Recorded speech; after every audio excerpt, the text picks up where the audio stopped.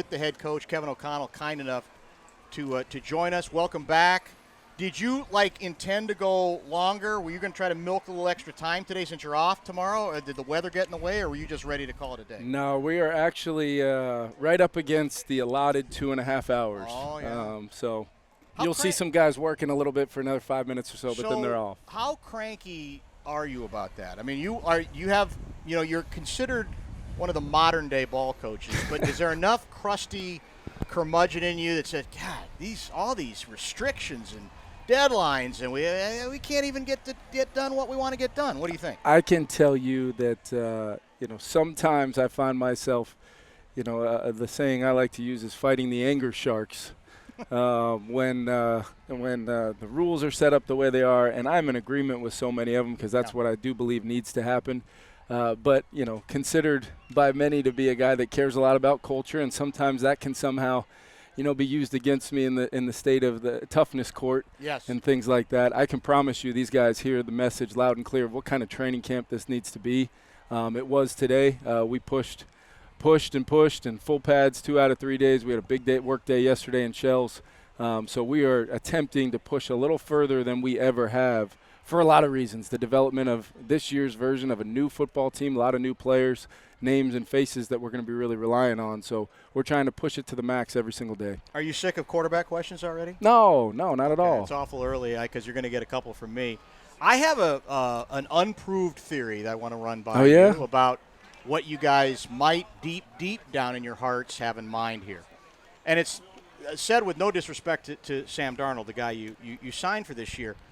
I think you guys have very smartly set up a situation where you don't want to make this a daily discussion and debate about who's going to be the starter, who's going to be the guy on the basis of your own experience elsewhere. You don't want to traumatize a young quarterback needlessly.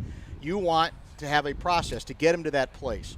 But there's a part of me that thinks deep down you haven't and won't rule out the possibility that as this thing plays out, training camp plays out, which has just begun, and preseason games play out as well, that if J.J. McCarthy blows you away, and I would even say blows the competition away, that it has maybe crossed your mind that, maybe he does start for opening day in our first game. Am I kind of warm? Am I completely cold? What do you think? Well, first of all, it's a very good question. Your theory is very well thought out, as always, Dan. But here's what I would say, and there's a lot of layers to this. So starting first and foremost with my belief of the development of the quarterback position.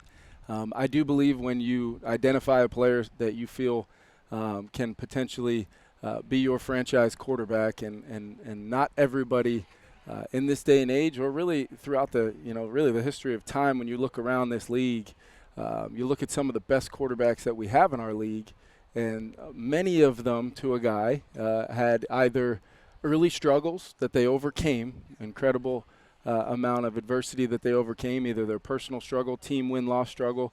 Some quarterbacks get sacked 1,000 times, whatever it is. And those guys, their greatness, their eventual greatness, help them persevere. Then you've got the other crew where, they were either given a year or 2 or 3 or 4 in some cases, that ultimately, when their time was right, when they were called upon, they went in there and immediately took the reins and made something good even greater. And I think there's countless examples of both. And I think it's really important that every single quarterback should be treated with the respect of their own individual process and plan. And there is no cookie-cutter way of doing it. There's a feel of how you coach the position. There's a demand you put on the expectations for daily growth and progress. And then there is a feeling, and I'm very fortunate for the first time in my career to be able to, at least be partly in charge to make that decision of when I believe J.J. McCarthy will be ready to go. But I will say this much. I do believe in playing the best player that gives you the best chance to win, which I think is really important. But that doesn't always, fall in a timeline that maybe makes folks happy in regards to this game or this opener or when and where is it going to happen. It's an organic thing based upon a lot of hours and time. And like many things I'm sure in your life, Dan, when you worked really hard at something and maybe it's those lonely hours that people don't see, you know the rewards and the benefits are coming. And we're certainly holding a daily, hourly, minute-to-minute process, not only for JJ but for Sam and the rest of our quarterbacks as well. I want them to come out here and push themselves, to be aggressive with the football, to learn the ins and outs of this offense so that they can be an extension of me on that football field in that huddle.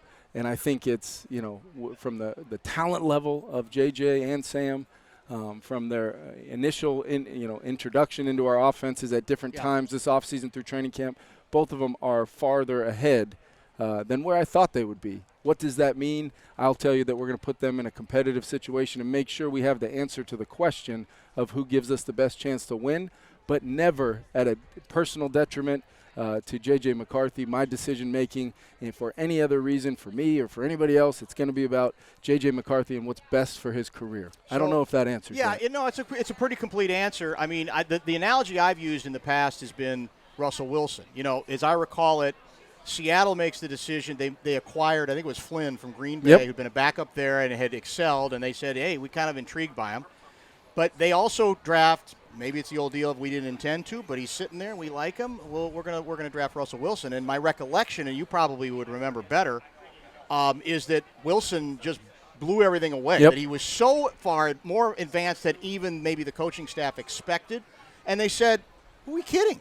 Who are we kidding here? This is the guy that we're going to play from the beginning, and obviously for a long time there, it worked out very well. Is there a flaw in the analogy? It's so funny you bring that analogy up because I was actually brought to Seattle the week before the draft to work out as a free agent quarterback and was told, hey, if we don't draft a guy, we're going to bring you here. I had a good workout. Interesting. And I watched that draft very intently. And when Russell Wilson was drafted, I said to myself, yes, I'm not going to Seattle, and sure enough, you started hearing how well he did early on, and his specific skill set, I think, and how he played the position gave him kind of a leg up of why wait if he's going to operate and execute in this style of football, which I do believe you've heard me say this before. There's a lot of ways to get a first down, and I believe in all the skill sets of quarterbacks, and it's our job and my job specifically to make sure we maximize what we do around them, schematically, players, to fit what they do well. The most fascinating thing about your whole draft process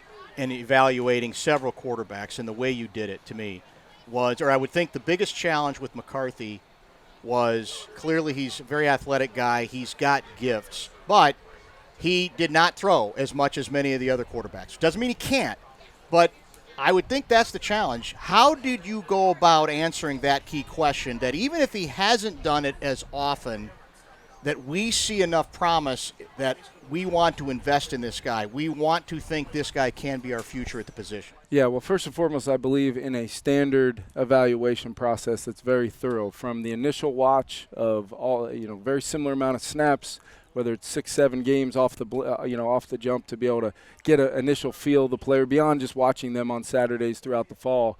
And then it's a matter of the combine comes around, and then you get the chance to go on visits. But then there's that last layer.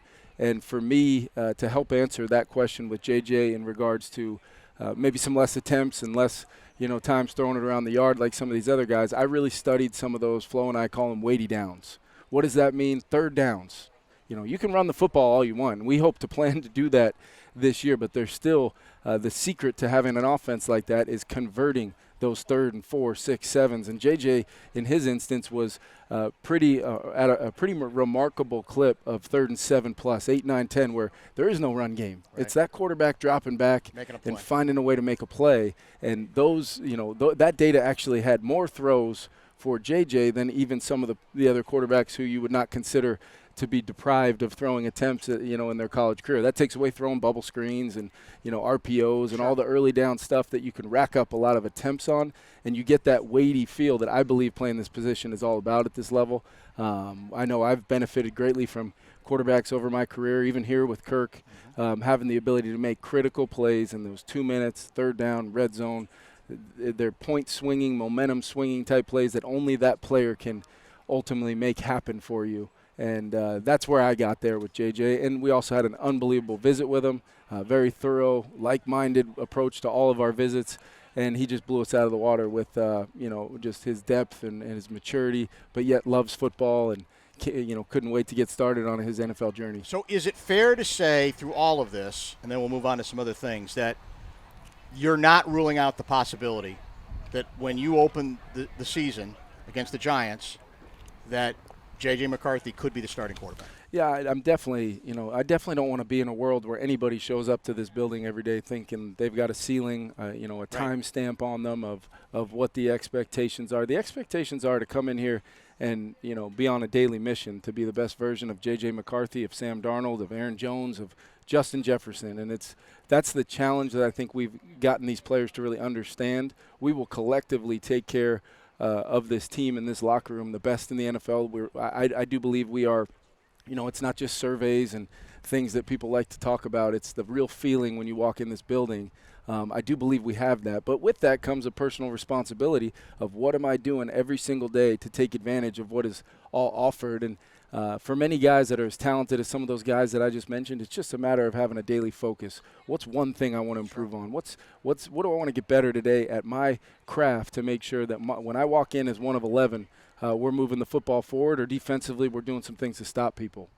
I think this offseason you guys got a tremendous break when Aaron Jones became available. I really do. I've always liked him as a player, even going back. If I felt like Green Bay was at its best when, obviously, health sometimes got in the way, but when he was healthy and he was getting the ball, Aaron Rodgers, as good as he is, looked a hell of a lot better. So you got him. But in my heart of hearts, sometimes I wonder whether you really want to run the ball.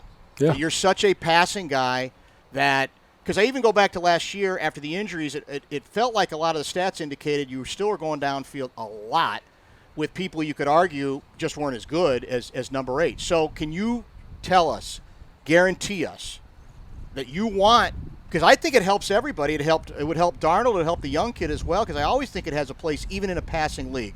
Are you ready to actually commit to it? Absolutely. And in my opinion, it's very easy to look at first and second down and say, hey, why are they leading the league in play action pass opportunities? Right. And what that does is the quarterback doesn't really have to change protections. He doesn't really have to master the defense when we're spending so much time mastering our own offense. And then that also allows us to hold a pen in our hands as a coaching staff and try to generate open players, to not make them have to split the atom every time on third down, on the road, place going crazy, and now protection does come into play. Now reading, a little bit more unique, exotic defenses comes into play. So there was a fear at times. Fear is the wrong word. There was an urgency, I would say, by me to eliminate third downs by generating some of the best drives we've had here, even going back to all the successful games we had with Kirk, where you can go back over 10 plays and we might not only had one third down the whole drive.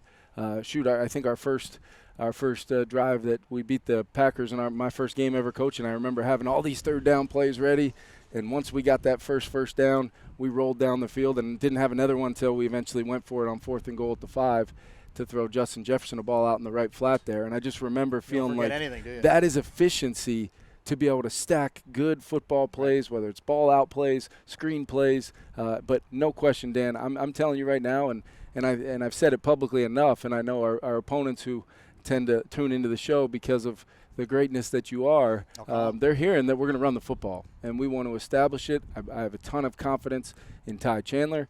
I have as every bit of the feelings towards Aaron Jones that you do. That's why he's here. I did offer to go pick him up in Green Bay and help him get his stuff here as fast as possible when we heard it would be possible. But Aaron Jones, Vikings fans, Skull Nation, everybody's going to fall in love with this guy.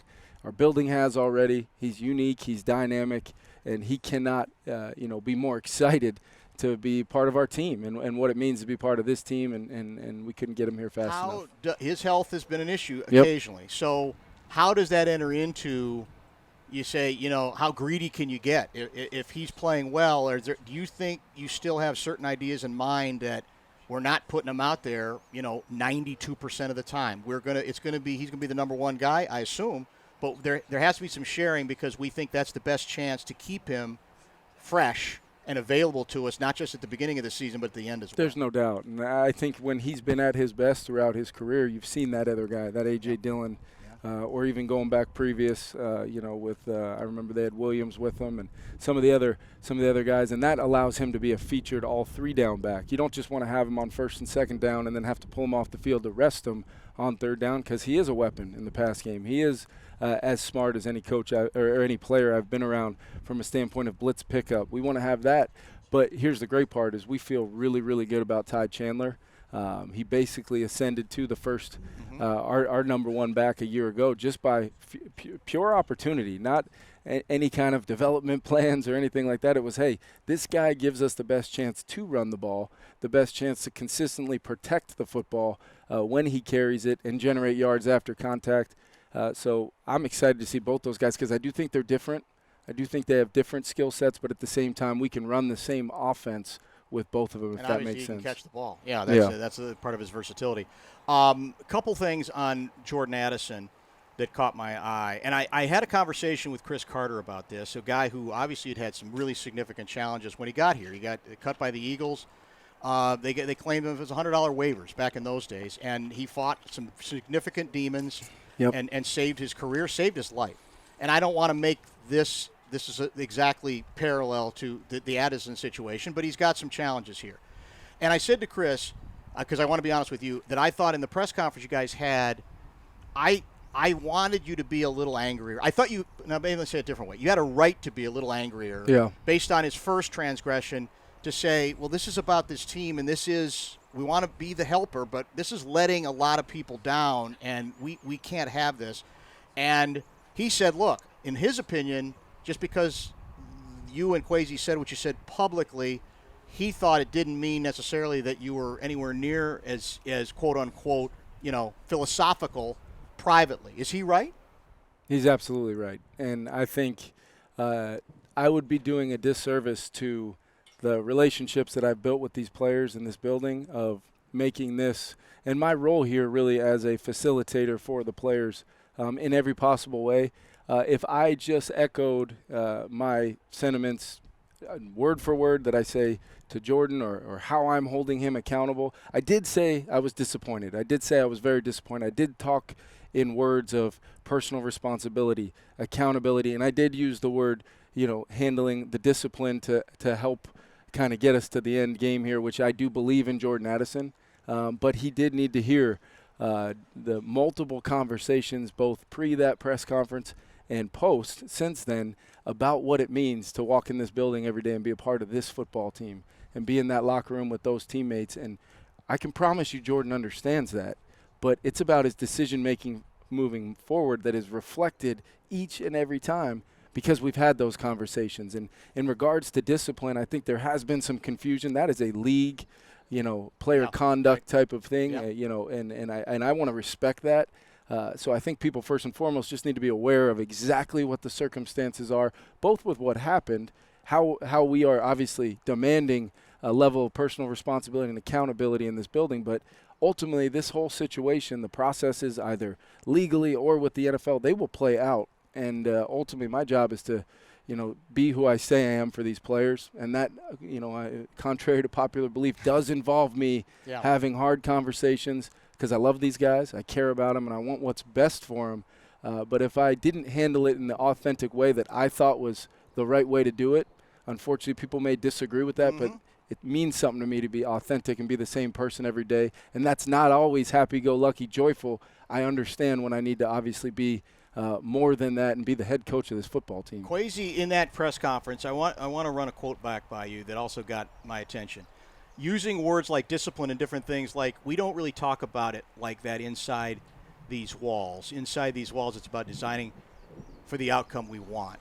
That surprised me too. I don't think you should have to apologize for using words like discipline. What am I mean, is there all semantics or what? No, I don't want to speak for Kwesi, but I will say his role is different than mine. And I, with 100% certainty, everything that Kwesi and I talk about and the way we work together, I do believe is as good of a working combination as you can have in this league. But I will say that, my role here is being the head coach of the football team, and that does require some of those things when called upon. And I think that that's an important thing to talk about because, whether it's the 90-man roster, the 53-man roster, plus our practice squad. I have devoted myself to these players.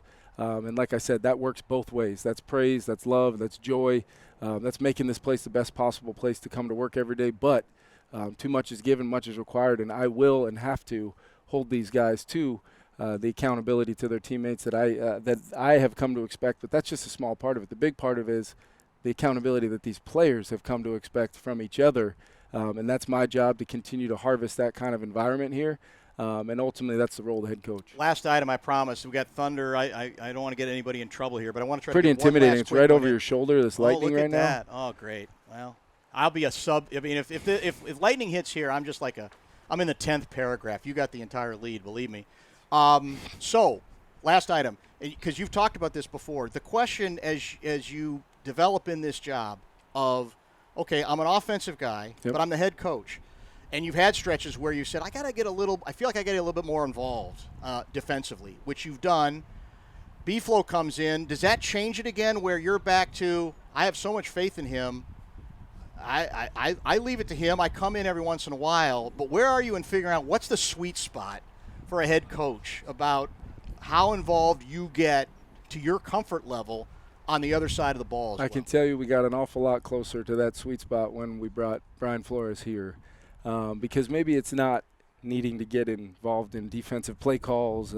It certainly is, a philosophical thing to sit in a room. One of my favorite things to do from the day I hired Flo was to really talk. We talk football. He is so smart, and he makes me a better coach by talking with him. And then how we shape the dynamic and the personality and the makeup of this team through our defense, through our offense, how we want to make our play styles come to life. He's been huge for me. He's a former head coach. He understands what all the things that go beyond the X's and O's and just coaching the team that I do deal with. And then ultimately that sweet spot is me being the best possible head coach on game day. That's managing the game. That's, my friendly dialogue with the officials. That's ultimately play calling as well, using the resources of a great coaching staff in all three phases to get the best out of our team week in and week out. Sorry. That's okay. I appreciate we'd go longer, but I do want to. The place is going to start unloading, so thank you so much for. I do. I wanted to make sure you had the best of the best in the building here, so I figured you and I could share some aquapana. Oh my God! How water about here. we have to toast? I don't want to drink without a. Yeah, cheers. What do we toast to? Another great. JJ starting the opener, or am I being a little bit too aggressive? Why don't we go with another great 20 minutes well spent? Okay, that's How about that? I appreciate you. Thank you. Because so I always much. do enjoy talking with you. I really do. I enjoy it as well. Thanks for the time and thanks for getting me some water. You can't get that in that tent over there. Well, they won't even let me in the much. tent. That's for sure. Well, you can't get that in there. So I brought you the good stuff. They brought a buffet of food out to Common between noon and 3, and I still couldn't get in there for even a water. But this is the best water you can get. Thank you. You got it, man. I appreciate it. Thank you so much.